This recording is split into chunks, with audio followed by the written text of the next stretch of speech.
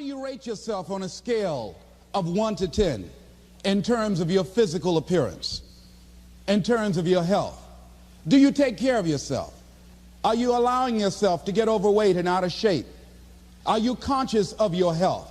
Are you watching the food that you take into your body? Do you make a deliberate effort to exercise? You know, it was George Burns. He said, we cannot help getting older, but we don't have to get old. And many of us get old before our time because we don't take time to take care of ourselves. Your environment is a very good indicator. On a scale of 1 to 10, is it what you want it to be? Do you find it desirable? Are you satisfied? The job or career that you're involved in. Someone said that 85% of the American public are unhappy with their jobs. Are you spending 8 hours a day just doing time? Doing something that you don't find challenging, that does not make you stretch mentally, that does not stimulate you, that does not inspire you. Something that you don't find a sense of fulfillment in it.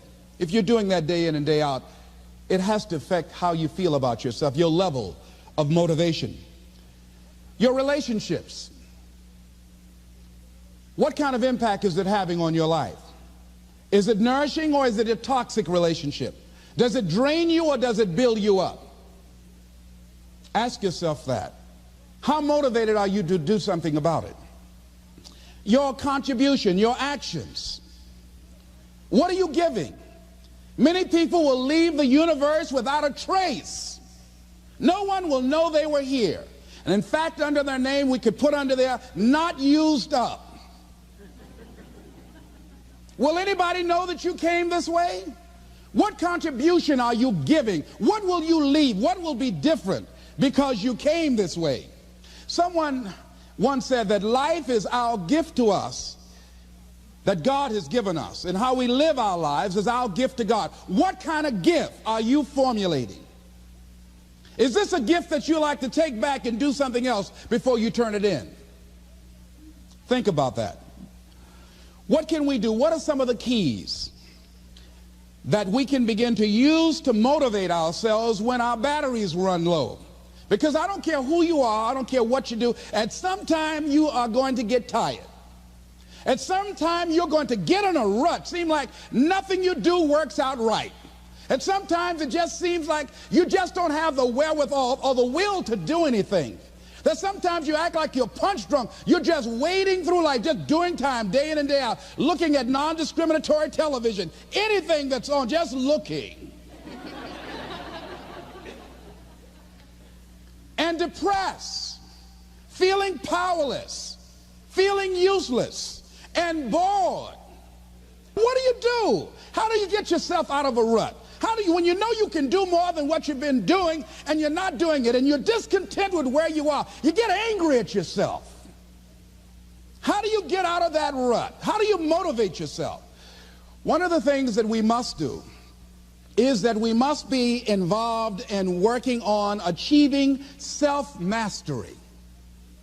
You must work on yourself continuously. Never be satisfied with yourself. Always know that as you invest the effort and time on you, that's the greatest ability that human beings have above animals. See, a dog can't be anything but a dog. Tree can't be anything but a tree. Human being, you've got unlimited potential. You can put effort on you, and by concentrating on you and developing you, you can transform your life wherever you are right now. So you want to work on yourself. You want to read books that inspire you and motivate you. You want to listen to tapes over and over and over again. And I suggest that you listen to tapes when you first get up in the morning. You want to control the spirit of your day. When you first wake up in the morning, your mind is operating at 10.5 wave cycles per second. That's when the subconscious mind is most impressionable. Whatever you hear in the first 20 minutes when you wake up, that will affect the spirit of your day. When you listen to tapes, listen with relaxed belief. Believing that this can happen for you. And by listening to them, listen to them over and over and over again, and you will get a breakthrough. You can listen to the same tape for months, and all of a sudden you hear something you never heard before. It have a special meaning for you. Or read the same book over again, and you find some special insight. You said, I can't believe I didn't see that the first time. So you want to be involved in developing yourself. Most people won't do that.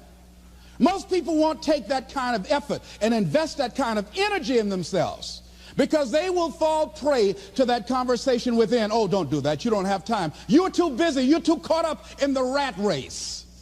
Most people won't do that. Well, they won't take time to go to lectures. They won't take time to go to seminars. They won't take time to go to classes to improve themselves. And as you continue to work on yourself, you will begin to expand your vision of yourself. You begin to work towards self-mastery. And you will begin to see it reflect itself in all the dimensions of your life, your mental life, your physical life, your social life, in your relationships, your monetary life. So concentrate on developing yourself. Because if you don't, I guarantee you that you will make a settlement. And most people have. And most of us already have. What kind of settlement have you made with your life? You know, when we make settlements, out of court settlements, you've heard them? That means that you decided to take something less than what you originally wanted to get had you gone into court. And the reason that you settled outside of court is because you didn't believe that you can get it. So you made an out-of-court settlement. Many of us are making in-life settlement. We're settling for less than what we actually deserve. We don't feel good about it, but we make it work in our minds. We'll come up with some kind of excuse to make it all right. What kind of settlement have you made with your life? Many of us settle for less than what we want out of relationships because we don't have the courage to change them. I had a seminar I used to do called Are You Living Together or Dying Together? Many people are just dying together. Gladys Knight used to have a song that says, neither one of us want to be the first to say goodbye.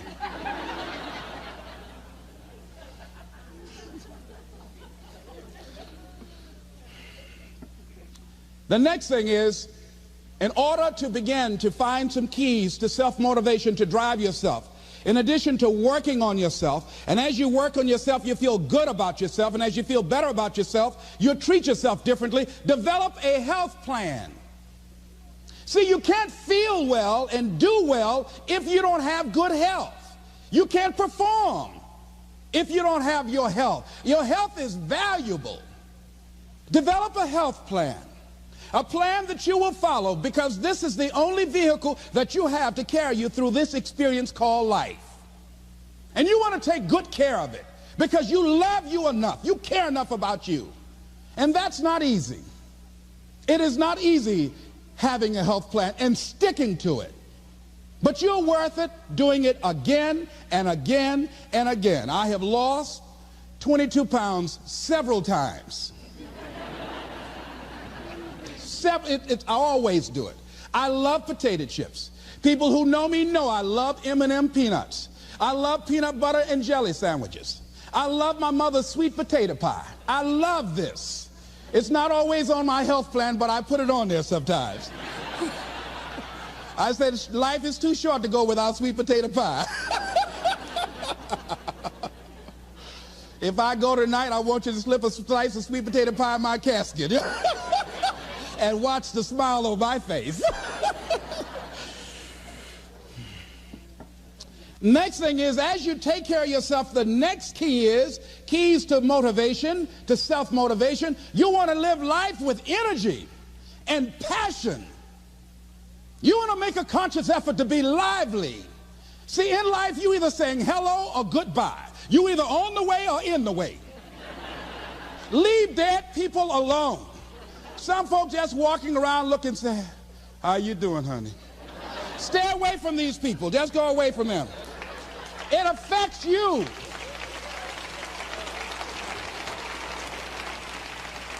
You want to smile. You want to be happy. You got a lot to be thankful for. But you watch some of the faces around you every day. And I tell you, some of these faces, they will put you in a depressed state of mind. So you want to avoid these kind of faces. When you see them coming, turn your head. Next thing is that you want to monitor your inner conversations. The things that you say to yourself. You want to watch them, and in watching them, you want to take charge. A friend of mine told me this evening, and she did it excellently. She said, I didn't want to come tonight. I was feeling so depressed. And I said, I'm going anyhow. See, that was the conversation. Oh, you really don't feel like it. You really don't need to do it. You don't really need to read anything. Forget all that. That's that inner conversation. Oh, you don't need to worry about trying to go into your own business. Forget that. You can't do that. What if you lose everything you've got? That inner conversation that stops you from doing the things you want to do less, don't do that. How can you possibly think about being a motivational speaker? You don't have the contacts, you don't have the money, you don't know the right people. You're going to get up there and your mind's going to go blank. Forget all that. You remember that time you got up before some people and you panicked? You stood up and your mind sat down? Don't you remember? And I said, yes. And then I said, shut up. So you've got to learn to stand up to yourself inside yourself and short circuit, override that conversation that's always going on. 85% of what that conversation will tell you is negative. It's negative. It will tell you you're tired when you really are not tired. It will tell you you can't do it. It will fill you with fear. So you've got to watch that conversation. And when you find it going on, you've got to stand up to it and say, I'm going to do this anyhow. I'm afraid, but I'm afraid not to do it. And I'm not going to let you stop me. The biggest challenge that you will have in life is you. There's an old African proverb that says, if there's no enemy within, the enemy outside can do us no harm. The next thing that is a key to self-motivation is that you've got to ask yourself, what do I want out of life? What do you want out of life? What do you want out of a job? What do you want out of a career? What do you want out of a relationship? What do you want? What gives you your life? How will you know when you got it? What will make you happy? You need to know. You need to start asking yourself some questions. What do I really, really, truly want? You need to be exact about that. Don't be vague. Oh, I just want to be happy. That's too vague. What will make you happy? How will you know when you got it? Zero in on it. Be exact. Be specific. And as you do that, that will stimulate that superconscious mind or the reticular activating system of your mind that will begin to find those things, to identify with it. And once you begin to determine that which you want, take the time to write it down. Don't just think about it. Write it down. That is a subjective process that engages the subconscious mind. Write it down. Once you write it down, read it 3 times a day, morning, noon, and night. Why is that important? Because what it will do, it will cause you to focus. It will cause you to concentrate. When that other conversation is going on telling you what you cannot do, telling you all of the impossibilities and all of the obstacles, your concentrating will begin to create a larger vision within yourself, and you'll start looking for and seeing some new opportunities. You start creating some openings for yourself. As you begin to read that every day, day in and day out, that will make you focus. That will discipline your thinking. And you'll get all kind of creative ideas. As I talk to you right now, being involved in this immersion process, you're going to create some openings for yourself. You're going to get some ideas. You're going to feel your adrenaline flowing, and you're going to think about something, some idea you had. And you say, I want to go back and I'm going to look at that again from a different vantage point, not from the level of the problem of the obstacles that I encountered, but from a higher vantage point. Because what you will begin to see and to know as I talk to the higher consciousness within you, that you are powerful, that you are a miracle worker. And that inner conversation has conditioned you to believe that you are not. And as you begin to discover the truth of who you are, whatever challenge that you're facing in life, and if you're living, you're facing some challenge, you'll begin to know that you're powerful and that you're a miracle maker. So as you begin to write down exactly what it is that you want, read it every day. The next thing is, see yourself there. How will you feel once you get there? What will the experience be like for you? What will be different? What what kind of person do you have to become in order to get there? Visualize yourself there, living the experience. I remember when I ran for state representative in Columbus, Ohio. And I had a lot of people telling me, and you got to watch not only the conversation within, but the conversation without. Telling me, Les, you can't possibly win. You can't do that. And I went down to the legislature, and I saw myself. I knew what I wanted. I saw myself in the chair. I pointed out the chair that I wanted. I used to go and sit up in the galleries and watch the legislative process. I used to go to the committee meetings and listen to legislation being introduced. I learned how to write legislation, how to amend legislation. I started thinking like a legislator, got up every day dressing, thinking like that, selling myself on it, seeing myself in the legislature. Mr. Speaker, I'm the gentleman from the 29th House District. I'd like to introduce a bill. I went in the legislature, walked around. I had the experience of it. And when I ran and won against overwhelming odds, they were shocked.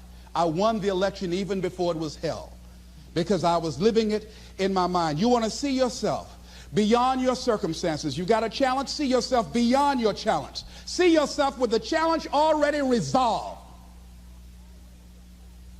And knowing that all is well, seeing yourself in control and in charge of your destiny, being healthy and happy. The next thing is, it is important in the area of motivating yourself, it's important to know why you're doing it. Because that mind will say, why bother? Why go through all this? This is too hard. No, throw in the towel. It's not worth it. Has it ever said that to you before? Here's how you can handle that. Here's how you override that. Write down 5 reasons why you deserve it. Why do you deserve what you want? Why you? Why do you deserve it? What meaning and value will it bring to your life? What's so different about you that you deserve your goal or this goal? And when you write down those 5 reasons, when you have some down moments, and you're going to have them, when that conversation starts talking to you, and it's going to talk to you, what you will do is you can pull that out and read it, and it will build you up. It will be your rod and your staff to comfort you through some challenging moments, because you're going to have some. Life will knock you between the eyes. It will catch you on the blind side, come out of nowhere, stuff you can't anticipate that will knock the wind out of you. You want to give up. That's why it's important for you to work on yourself, listening to tapes, building yourself up, talking to yourself with power, feeling, and conviction, building yourself up day in and day out, because it's coming. I guarantee you. Life is just waiting. Oh, he's doing good now, huh? Very good. I remember I had an experience. I was pursuing my dream. And that's why you have to work on yourself. You don't know what's going to happen. And I was telling people, I had this big rally I had to do. It was 5,000 people there. And I said, you must work on yourself. If you want a larger vision, you've got to empower yourself continuously, because life will catch you on the blind side. And after I finished my speech, I got a rousing standing ovation. And I went and called the young lady that I was dating at the time. I said, hey, guess what? I said, they love me. I got a standing ovation. And they were chanting, we want the motivator. We want the motivator. I said, listen, we want the motivator. Do you hear? She said, yes. Les, I need to talk to you. I said, well, wait a minute. You're talking about tough. I was getting off, and I'll be home soon. Les, I heard a voice in the background. Hurry up and tell him. Who's that? Les, you've been gone a lot, and there's somebody else. What? And they came in. Les, come on, Mr. Motivator. They want you back out there. Wait a minute, hold a minute. What'd you say? I'm sorry, there's someone else. And I heard the voice say, hang the phone up. Clump. I say, wait a minute. I say, hey, Motivator, come on, they want you. Can't you hear them cheering? I say, okay. I say, when you working on a larger vision, I say, you got to really work on yourself, because life will catch you on the blind side.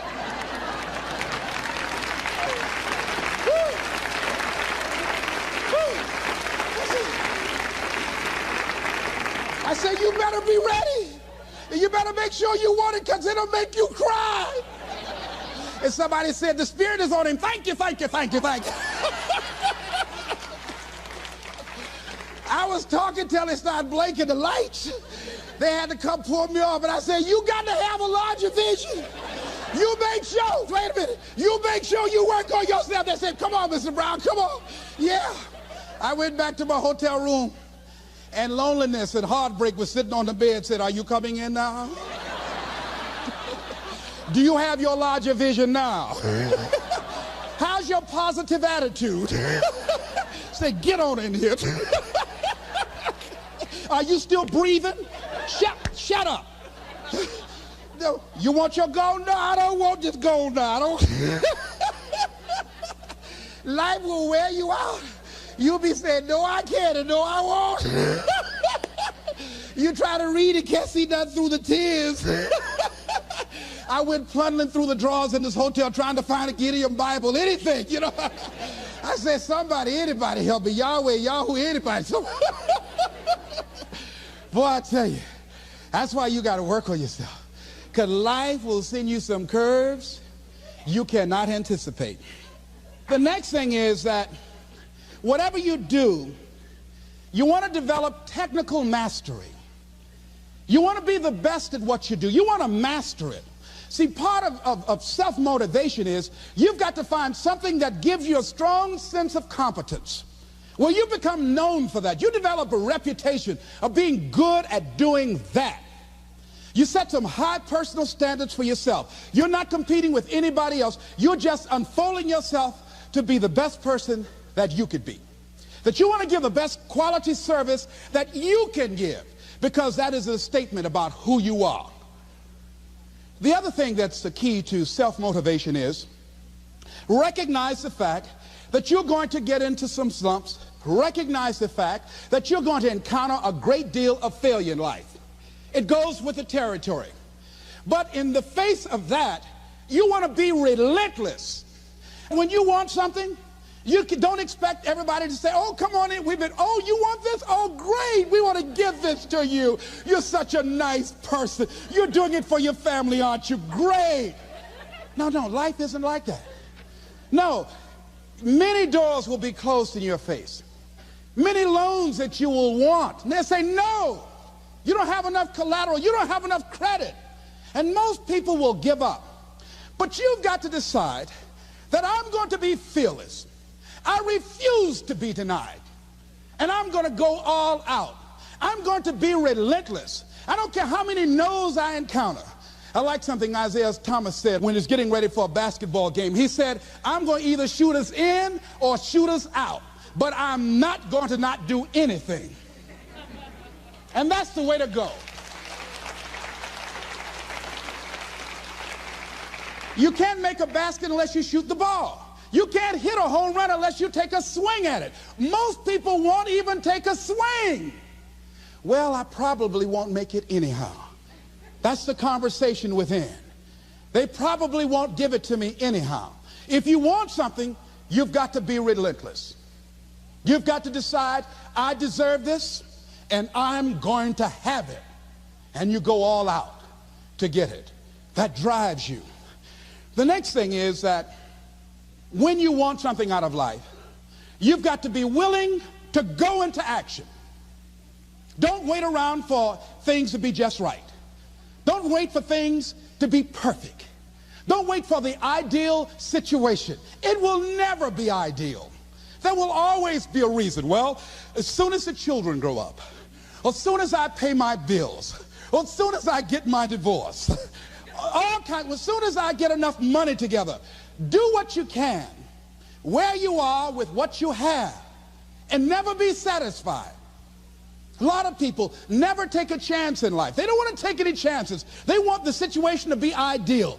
See, that's not walking by faith. That's walking by sight. If I can see it, I'll do it. No.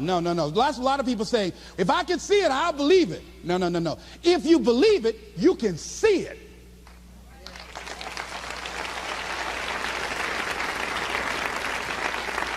And don't be disturbed because no one else can see it. That's not unusual. That is ordinary. But because you want some different kind of results in your life, you've got to be willing to be unreasonable. If you want unreasonable results in your life, you've got to be willing to be unreasonable. Part of being unreasonable, you don't judge according to appearances. Part of being unreasonable, you can see it because you believe it. That's part of being unreasonable. Part of being unreasonable, you're like Paul, who said, you must have the faith to call forth those things that be not as though they were. That's part of being unreasonable. Most people won't do that. Most people say, call me when you get it together. Then I'll support you. The other thing is that one of the keys to self-motivation that empowers you is that you want to find a cause larger than yourself. Find something that you can contribute to. Find something that you can make a difference because you can. Part of what feeds your larger vision, part of what gives you a reason for being, part of what gives you your life is being able to give something back. Say, I can't afford to give anything. You can't afford not to give. Give your time. Give your talent. If it's nothing, just to go over there and lick envelopes. I don't know exactly what I'm going to do, but I'm going over there. It's part of my tithing in the universe. Once you develop that special sense of mission, and that's what you develop when you're part of a larger cause than yourself, it drives you. You don't need an alarm clock to get up in the morning. You have special power. You'll go places and folk will like to be around you. They will know there's something different about you. When you go in, they'll say, hey, that's somebody important. I want to know who you are. I just want to be near you. That energy that you have, that consciousness that you will embody will affect everybody around you.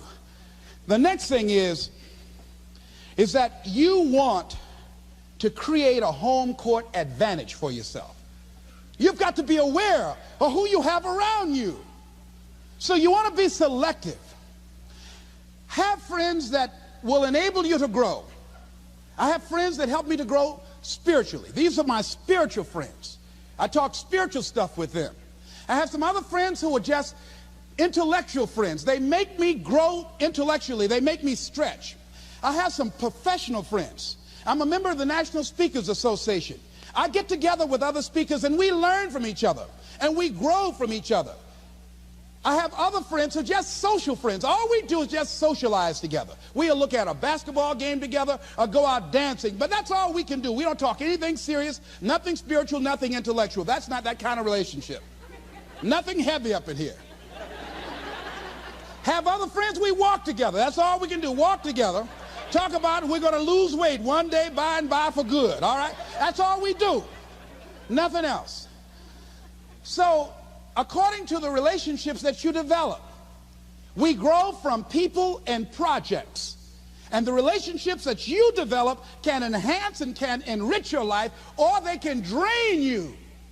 I know many talented people who had a great deal of potential, but because they didn't surround themselves with other people that will inspire them to transcend themselves, they never realize their greatness, and they will end up going to their grave with all their good stuff still in them. So you want to look at your relationships, the people that you're involved with, the people that you communicate with most often, and you want to ask yourself the question, what am I becoming because of this relationship? Does it inspire me? Am I motivated? Am I encouraged? Am I driven to develop myself? Am I seeking my own greatness? What kind of person am I becoming because of this relationship? Am I becoming more cynical and negative about life? Ask yourself that. The next thing is, you've got to say yes to your life. You've got to say yes. Yes to my dreams. Yes to me. Yes, I can make it. Yes, I can. Doesn't matter how many failures I've made. Doesn't matter how many mistakes I've endured. Doesn't matter about my defeats. Doesn't matter about what I've done. Yes, yes. I don't care about the fact I'm in a hole now. Doesn't matter about where I am. Yes. The last chapter to my life has not been written yet. If you judge me now, you'll judge me prematurely. I haven't exposed all my stuff yet. I'm still in the process of transforming my life. I'm still in the process of becoming. Yes. I had somebody in my life at one time told me, you'll never make it. And I said, I'll show you. And what energized me, what motivated me was something that Frank Sinatra said. He said, the best revenge is massive success.